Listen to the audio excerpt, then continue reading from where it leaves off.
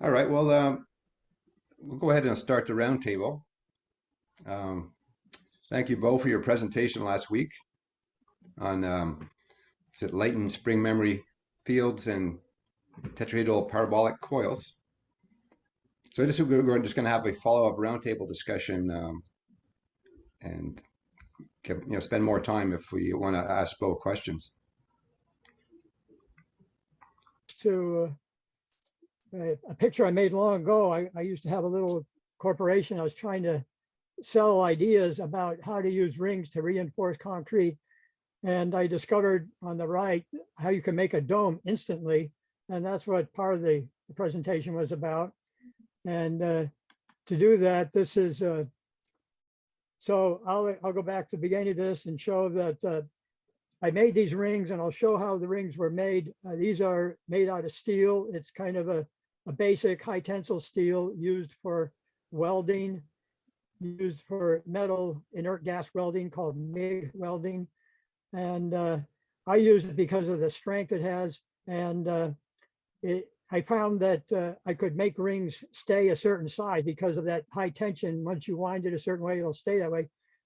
Okay, these were made small, and what I was ending off last week, I don't use the rings the way they are. You see them here, they're spread out, of course, and put in the concrete. I want to make another presentation about that separately, but what I'm showing in this presentation is that you can use this tension to make the rings do even go into 3 dimensions, which is more of a paraboloid. And so here I'm showing that when it has all that tension in it, it wants to release, and it's making kind of a sphere, as you see in this video. And I didn't intend for that to happen originally. I wanted to use it in more of a relaxed form, which I'm trying to do right now. I'm trying to relax these rings so that I can let go without the thing springing out like a ball. And unfortunately, it doesn't stay like a ball. It goes all over the place. But now it's getting more relaxed. And I'm going to show you that I bend it. And I'm going to bend it where my elbow is resting on this steel plate, which is just a thin steel plate, just 1/8 of an inch. That's just a couple of millimeters. I'm cutting off the ends because they stick out at funny angles. And now you just have a relaxed sort of coil-like spring. It's all one piece of wire. And I'm making sure that each part is a separate consecutive entity. And it's not perfect, but it's good enough. That this last part is a little bit caught, but that's okay. It's still going to do what I want. And so next I'll be showing what I actually discovered. And I didn't expect this to happen, but it did. And you're bending both sides across the diameter. The plate is lined up with the diameter of these rings, and now I'm bending them forcibly. It is pretty strong wire, so it takes a bit of force to do this wire, even though the wire is quite thin, really. Here I'm trying to get it to be kind of at a 90-degree. You could almost call this a parabola. See, now it's making that dome-like shape. And that was pretty much what I was trying to do all along. And the point of this is that it's no longer a flat ring. It's made a dome. It's made a 3-dimensional form out of what was just, was not 3-dimensional to start with. I think this is about at the end. Yeah, okay. So this next I'm going to show how I spooled it. To the left is the wire that you buy. You can buy this wire when at a welding store. And unfortunately, you can't see the whole screen. I'm not sure how to reduce the size because I'm not used to this kind of the way the video is working. But you do see a take-up spool over to the right with a drill. There's a drill turning its axis. And this is just a still shot, however. And I just have various still shots. Are you still seeing different pictures, or am I just talking on blank here? No, it's good. We find them. Okay. Yeah, okay. So here's a take-up spool.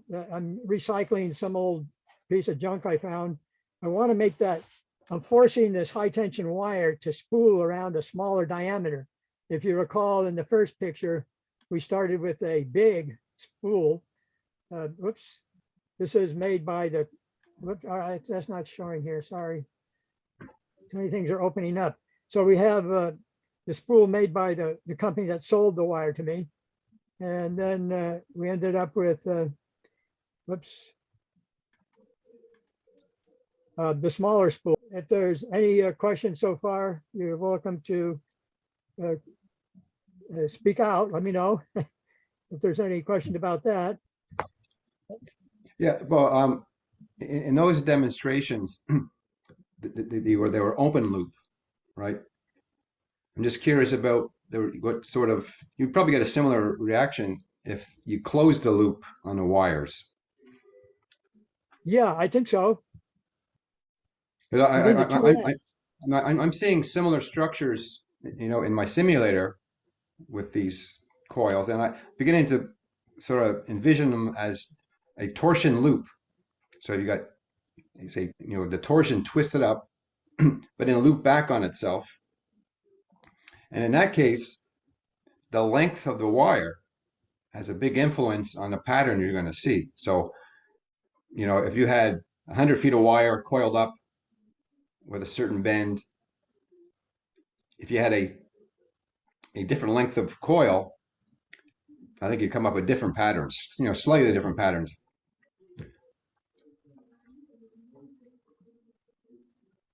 Yeah, well, in fact, are you referring also to the fact that there's tension? Because that seems to be a big part of this tension combined with memory, because there's a these okay, here's another video of preparing to do this. I'm not going to show you the whole thing. I'm just showing how I make a little loop at the end. Now this is a hole cutter that I mounted in a turntable thing, and I'm recoiling it from the large to the small. And you have a certain memory of the larger one, and now I'm making it smaller. So that's going to make a different memory when you release the tension. I don't know. So does that answer your question, Gary? Or did you have other things about that? Yeah, along the same lines, what I sort of also trying to get to is if you look at Gerald's work or anyone's work on tensegrity, there's a balance between compression and tension, right? That form the various structures.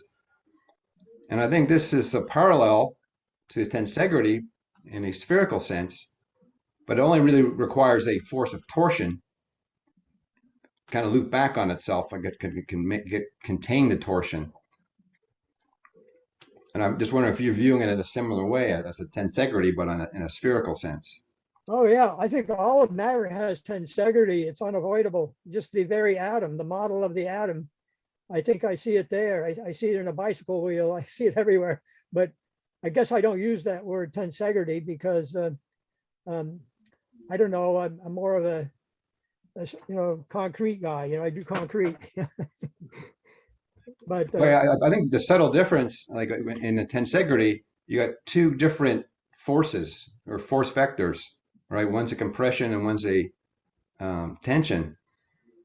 Where in a spherical sense, it's just really one force. It's just torsion with one twist, but when it loops back on itself, it can, you know, create structure. Yeah, but Gary, I think that tension and compression both coexist, but there's a third interface that's in there that very often we discount, and that's a neutral axis. So when you make a curve, you bend the material into a circle.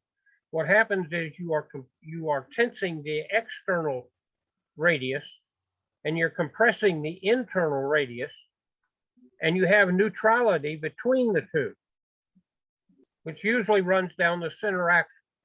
Right, then when you release that to where it wants to spring because of elastic memory that's in the material, then you basically bring it all back to a straight line, or you bring it back to a position to where you have neutrality in the system throughout.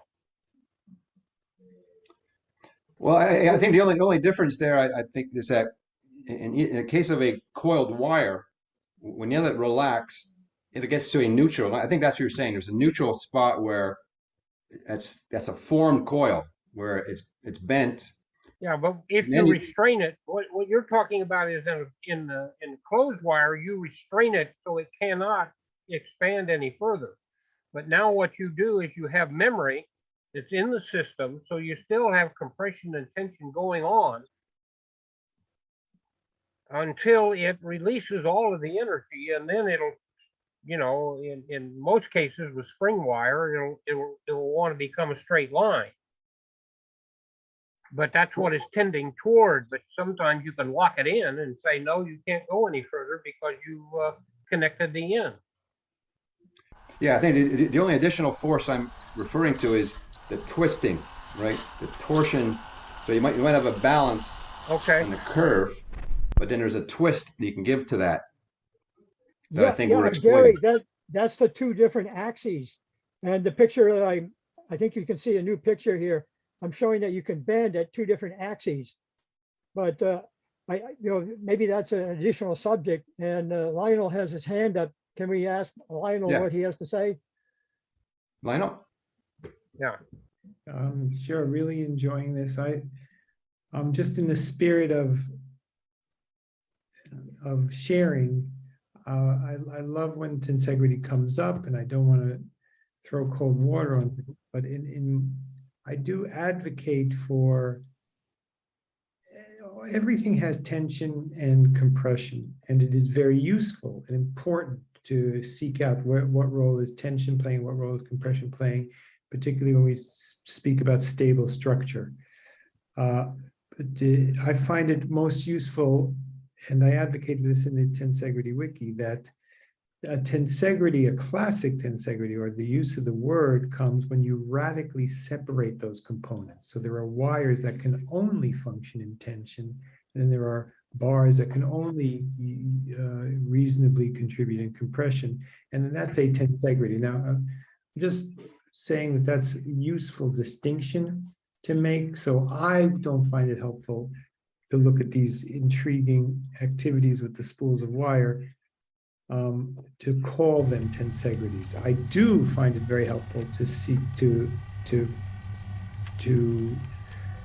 analytically figure out what is tension doing, what is compression doing, and I love what you said, what is twist or torque doing. So that was one comment.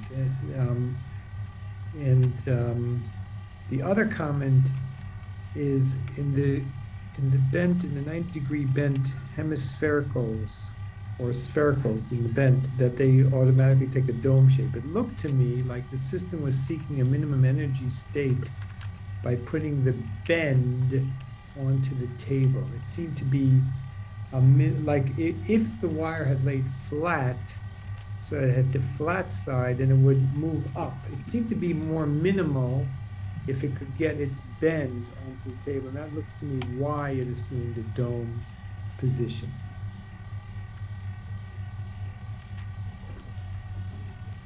What was also interesting, Bo, that initially when it was under more tension or more, it would form a sphere, right? It had a different sort of shape. Yeah, it's going into the different axes. That's why I keep bringing up multi-axial, more than one axis. And the picture you see in front of you is actually a different winding machine. I could just keep playing the video in the background because it bends the wire, and the wire's coming off as a coil onto the horizontal piece of pipe here. It's just he keeps adding more and more coils. This one is more relaxed after it comes off. And we're trying to get in close to there's a mechanism. It's wheels that are geared together. Now this won't even show my entire video screen, but I'll try to, there's a mechanism, and I'm showing that you can lock it that way. Maybe if I make this window smaller. I don't know. I've never seen it do. Okay, there you see that.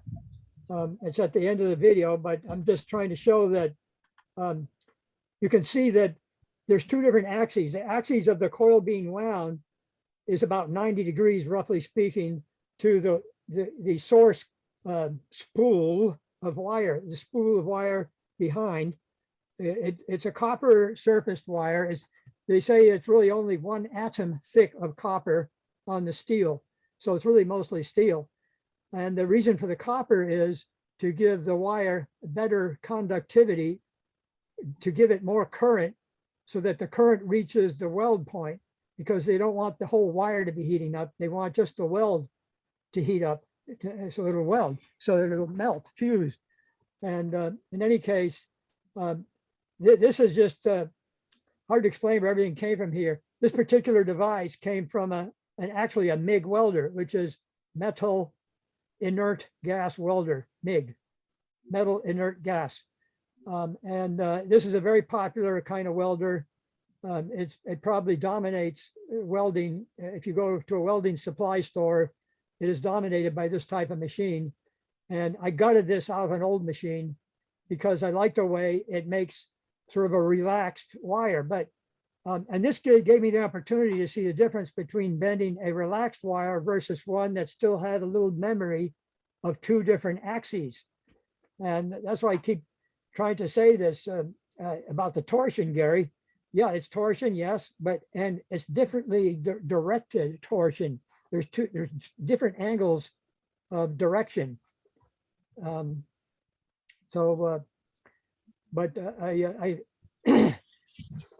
I hope you'll say more, Gary. Yeah. Well, no, I think I still follow your trend of thought.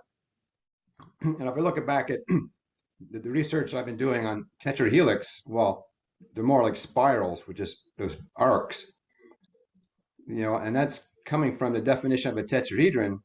And I view it as a bend and then a multiple twist. You can twist at many different angles to get more complex curvature to the wire. Yes, but there's a more complex condition going on in the wire than what I think you have in the modeling that you're doing, Gary.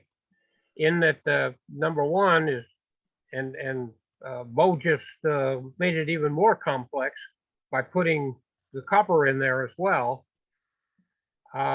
Because there's also the problem that as it is expanding or being released from the material, you're also going to find it's fighting itself in mass. So you've got energy there that needs to be released that is not constant. In other words, if you go back, Bo, to that first one that you showed where you have the roll of the ring and you simply release the ring, you've got portions of that ring that are impacting in that transformation other points in local positions. And because of that additional energy that's impacting local parts of the ring, it's going to take on a different form than it would if it were not allowed to impact itself, against itself. So there's a more of a complexity really going on there than what we ordinarily would think. Yeah, there's some sort of weaving going on that's supporting the structure as well. Is that what you're referring to? Well, in a sense, I think if you release that, let's say you just totally released it. All right, you round it up, you got it tight, and let's say you control it in such a way that it's wound the same way over 3 or 4 experiments, and you released it, you would find that it would not go into exactly the same position each time you released it. And that's because there's outside forces that are impacting that you're not being able to control. Is that correct, I see Bo? the outside. Well, no, they may be contained within the wire itself, but if it in the explosion process, all right, it's coming in, it's fighting itself. It's coming in contact with other portions of the part. And so when it comes in contact, that means it's got to accept that energy. It's got to accommodate the energy that's coming in from the outside. And it would be extremely difficult under the conditions where you work with it for you to do it exactly the same way every time. So it's going to be somewhat different each time you do it.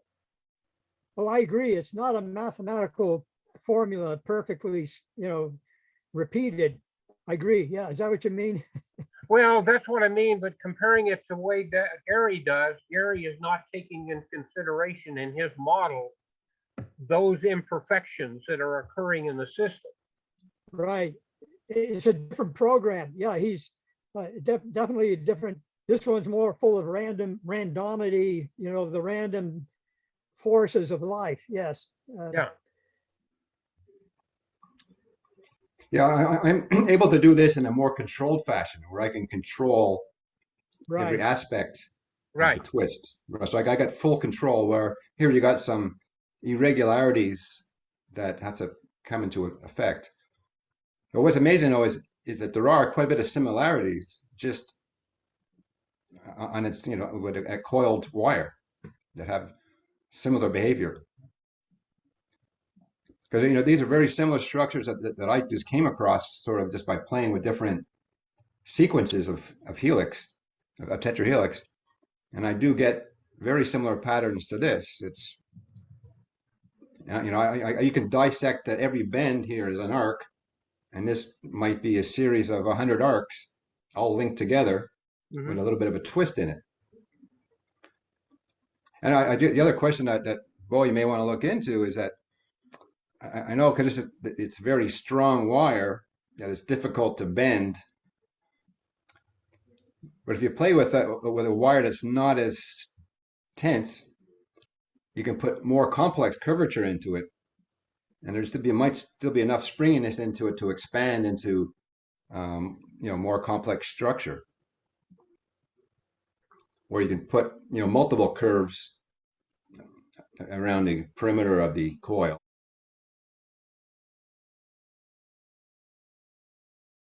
Constructors with threaded coils comes to mind. Our round tables wind together comparable ideas from multiple disciplines, all to share publicly. Physical rendering is key in our work. Don's work was added here during editing. More complex structure, where you can put multiple curves around the perimeter of the coil and let it expand into different I think shapes. you're talking about ductility, ductile wire, which takes the form you give it and it doesn't spring back much at all, if at all. It's microscopic. But Gary, I think what you're doing is also working with multiple axes.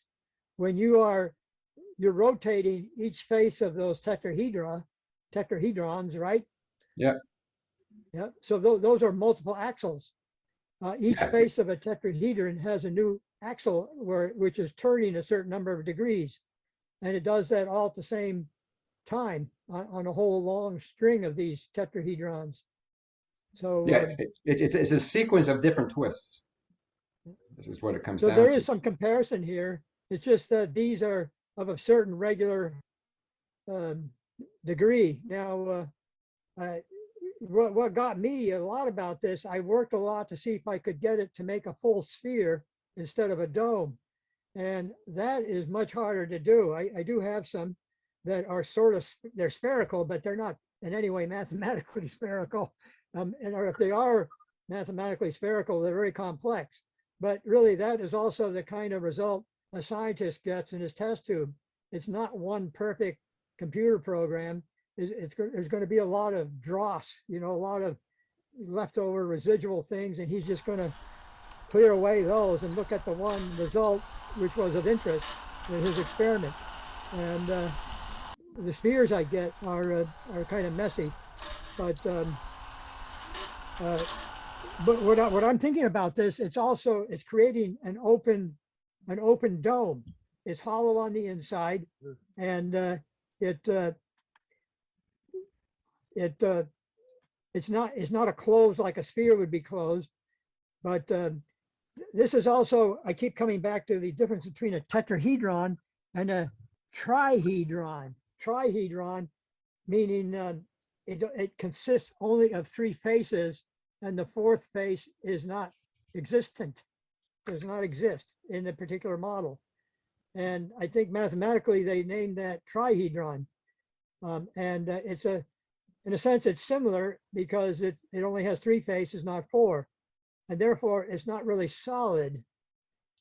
But then some mathematicians came along and said, well, it's a surface solid. But eventually it could be done. I think I know how to get the right pattern. But essentially, it's multiple bends and controlling which bend, the first bend and the second bend, and then you drop it. But getting those two bends just right, because don't forget, there's the left-handed and the right-handed. The sequence of bends have to be left-handed, right-handed, consistent. Plus, it has the memory of the spool where it was sold on, and it arrived at my at my residence where I could do this. Much later, I found time to look closely at my semispheres with a day of study and writing, to suppose that perhaps these had two pre-bent angles, a long wire coil before drop activation.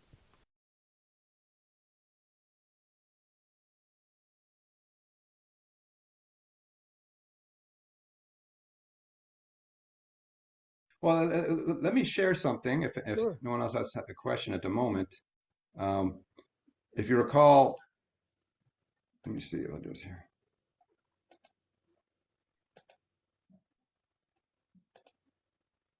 So are you able to see that?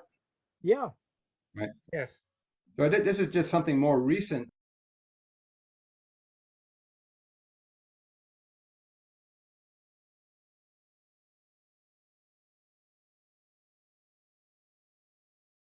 By that twist angle dynamically, and it always still maintains that spherical structure.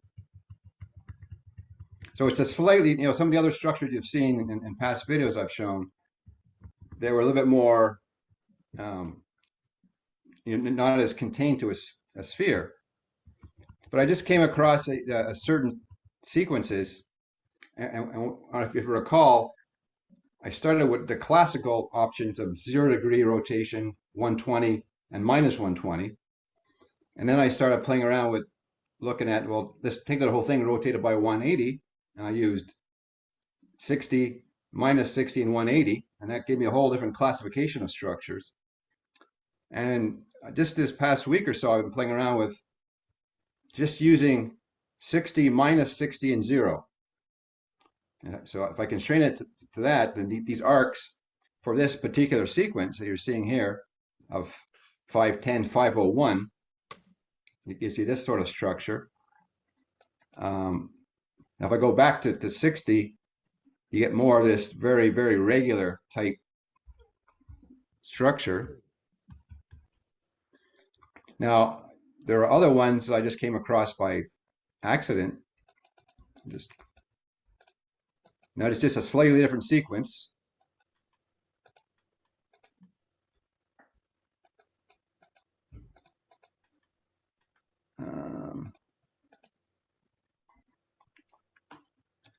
So now it's more of it's got more of a crossover pattern.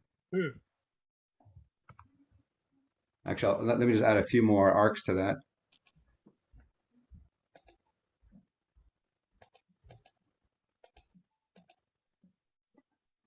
All right, so now it's got that same spherical pattern, but it's got a little bit more of a complex arrangement. Let me just... That's great, Gary. That's really great stuff. Right, and just by limiting the sequence of twists,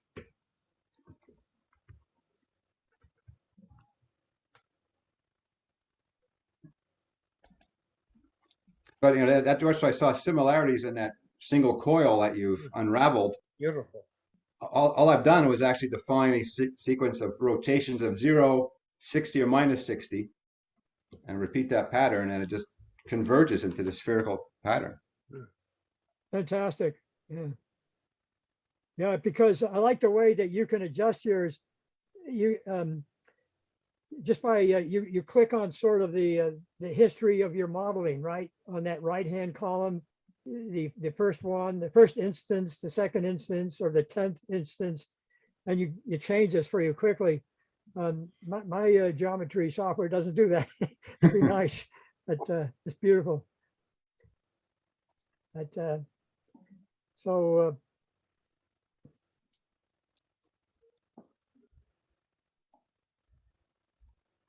I could show more of the different ways I bent things, or I could also show my CAD modeling, which was also part of the parabolic part of it, so to speak. Yeah, sure. Let me see how to get there again. Share screen. I think this is it. Do you see the Yep. CAD screen here? Yeah. Yeah, okay, I see now. The purple is a mesh, and I'm going to change the view, zoom around it a bit. I mean, navigate around it. And I just wanted to show how is that mesh made. I think I can, phew, I can figure that out. Let's see. Oh, okay, there's basic tetrahedron. And I don't, there's a couple parts here missing, I don't see, but basically the tetrahedron obviously has 6 edges, and I'm always going for, I don't know if you can see my cursor, the one edge that's 90 degrees to the other.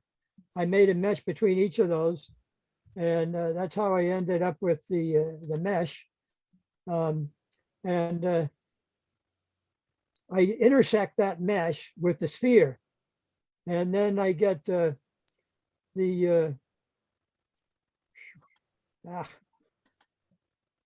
okay. In this particular mesh, it can only intersect with one part of the sphere, 1/3, I think. I think if you go to the top, you can see it's clearly just a third. So I intersect those two, and I get something. I'll just turn everything on here. No, it's not going to be those. Phew. No. Okay. Phew. Sorry about the uncertainty here. So I did it 3 times with that sphere, and I get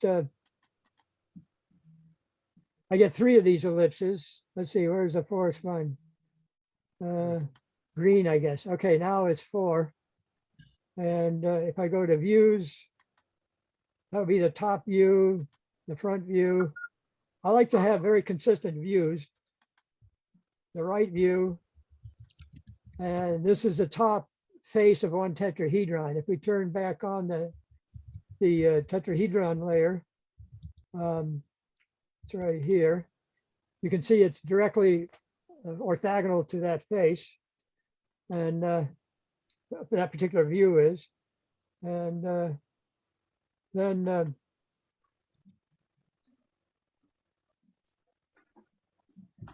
why is that worth anything? I'm not sure, but I could show, I tried to label stop share screen, stop. How do you get that there? Okay.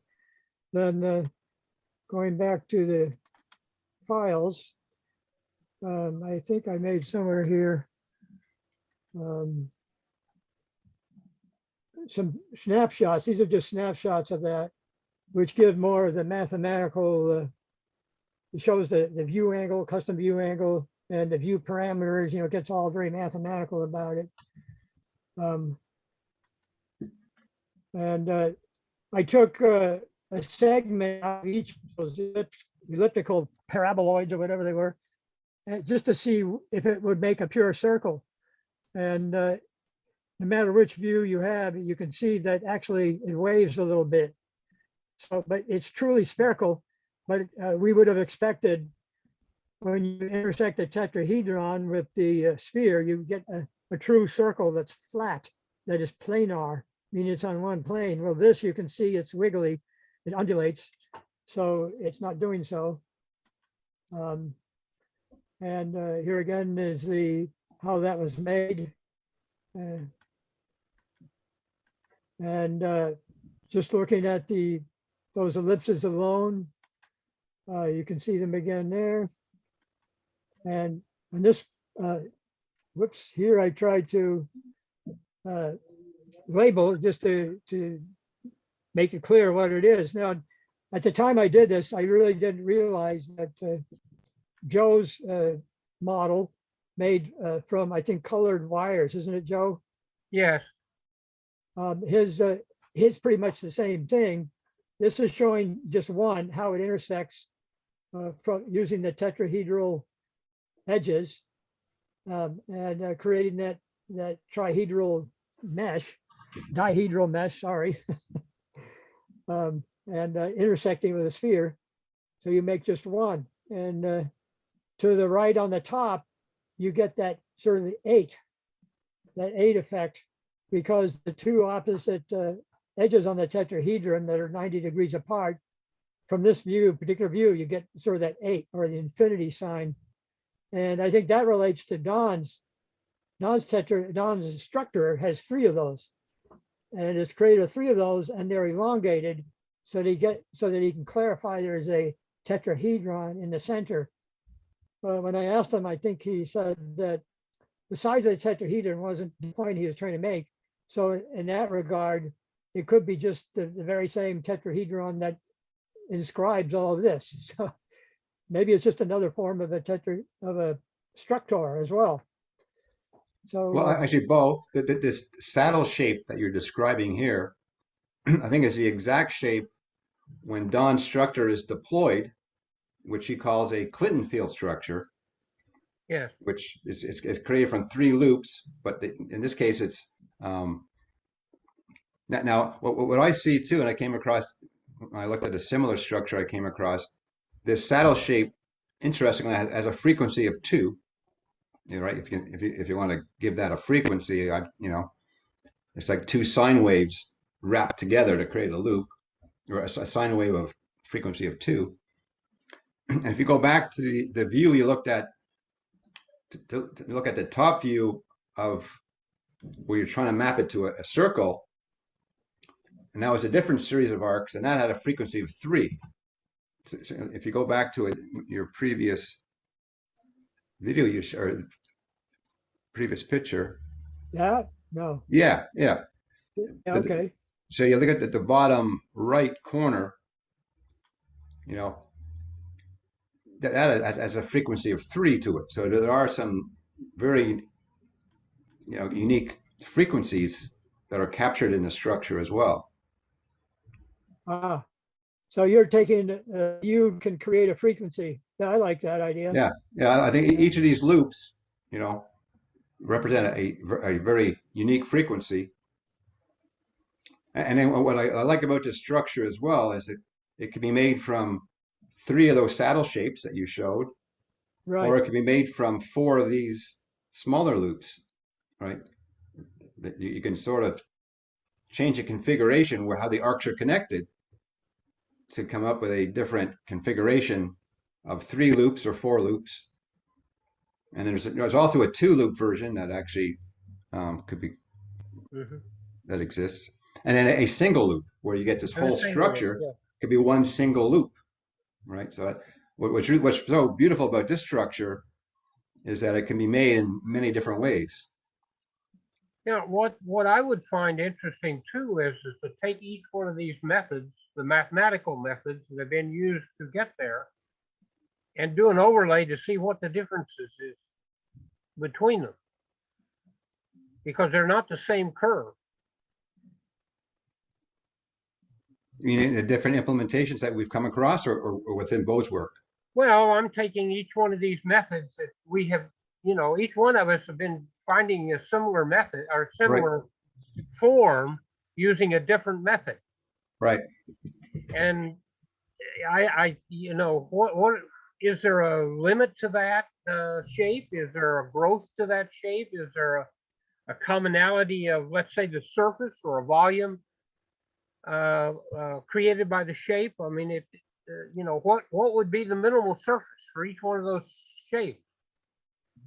I think it's a If you dip them into a soap bubble, what would be the shape that you would get of the surface that would be created in that minimal surface? I think they'd all be different. Yeah, well, I thought of that. And one thought I've had on that is that it depends on what surface it's being projected on, right? Yeah. So I think in Bo's case, it's projected onto a sphere. You know, Yeah. so all three saddles are on the same sphere. I know in my case, I've tried to determine if they are on the same sphere, and they're actually not, right? So when I construct my loops, they don't all exist on the same sphere, but they exist on a set of spheres. Well, that's sort of the way in the method that I use, is that it's not all on the same sphere. Yeah, but in Bo's case, these are all in the same sphere. So he's Okay. able to project it down onto a spherical surface, where I think, Oh, okay. You did what kind of projection did you use though? Stereographic? Did you use orthographic? Did you use I mean, you know, there's several different ways to be able. What's the other one? Mnemonic projection. well, What projection technique? I think in Bo's case, he started off with a spherical surface Yeah. and intersected it with a manifold, a twisted fabric. Yeah, right here, right? So it's the intersection of a fabric that's like almost like a soap bubble on the edges of a tetrahedron, Okay. right? And that sort of manifold intersects with a sphere. And if you arrange them, you get like three saddle shapes that come up to the same structure. Oh, okay. Yeah, in my case, I came across it arbitrarily by just doing twists and arcs that came back on itself. And, you know, the only way I can really describe it as a series of rotations. I still can't mathematically prove what surface it's on, but I can just I can overlap it with existing spheres to see where they intersect. And I think in your case, Joe, how did you create each one of your saddle shapes in your tool? I generate a truncated tetrahedron, find the vertices, and take a curve through those points. And that depends upon what mathematical curve might be used. I mean, you know, could be the least square technique or any one of a number of different mathematical equations for taking, creating a line through points. So each one of them is different. So there again, it could be whatever one that I happen to pick up at the time I'm doing the illustration and say, oh, I'll try this one. Well, that's interesting because I think the truncated octahedron, like the vertices of a truncated octahedron, don't exist on the same sphere, right?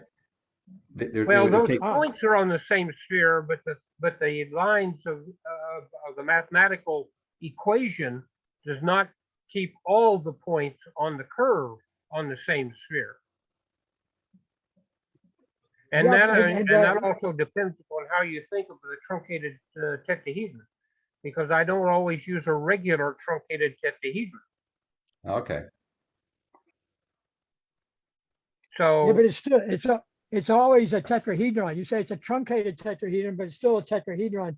And if you look at my picture here, you see the sphere actually sticks out of the tetrahedron in certain, in certain faces. And yet they're the same diameter, at least the way math defines the diameter of the centroid of the tetrahedron to the midpoint of an edge curve on things like the midpoint of any line, or right. you could divide that line up into three different divisions that are equal, any sort of thing like that. And in a sense, you're creating a rational math because you're trying to use whole numbers or whole fractions of numbers, equal fractions. And how did you come up with the size of your truncation of when you truncated your tetrahedron, Joe? Well, I just did it until I reached one that looked visually nice because I was doing illustrations for Don, and I just simply said, okay, I'll try this, I'll try that. Finally, one looked good, nice proportion, and said, okay, that's it. So I don't know, I probably have 10 or 15 different variations of it. Let's see.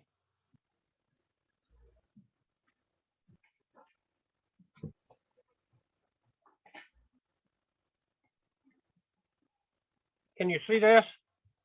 Yeah, yeah, we could give you a share screen if I can figure out how to shut this off. Okay. Share You can screen. share the screen now.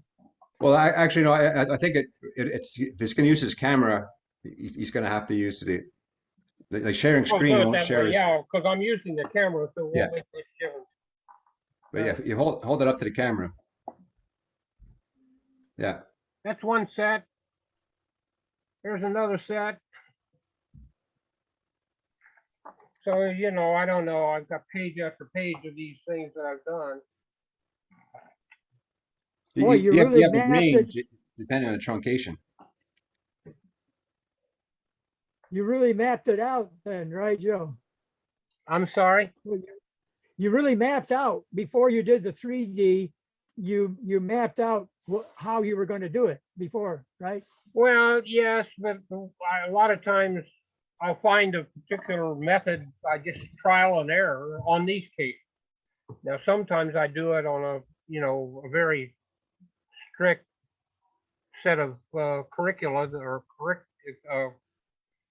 I try to use very precise measurements and stuff. But for these illustrations that I did, Don needed some illustrations for one of his papers, and I just went more by visual, than trying to be accurate about it.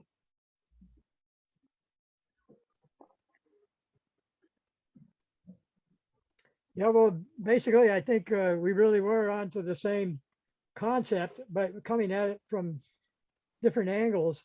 Yeah. And I still can't quite grasp what Gary's software does. I mean, I can obviously I see it, but it's just amazing how all those spirally spheres and things you do.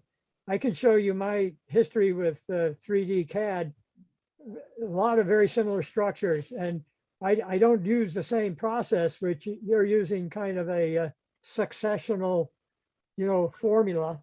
Whereas I would just sort of make things like Joe, I'll try this size and see if it looks better. But why did it look better to us, Joe?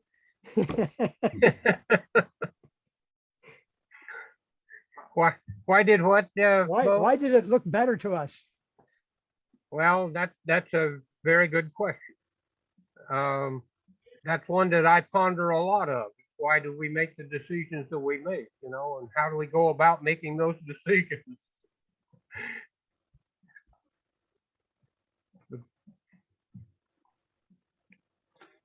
Well, it looks like we're coming down to the last 2 minutes. If anyone wanted to make some comments or questions.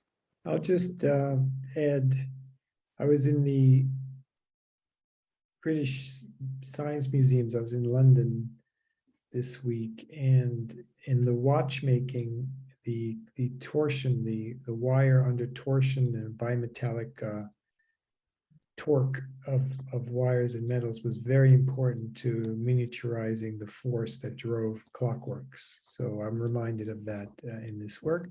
And I'm just very excited by what Bo is doing. I encourage you to keep going. And I do think in some level, seeking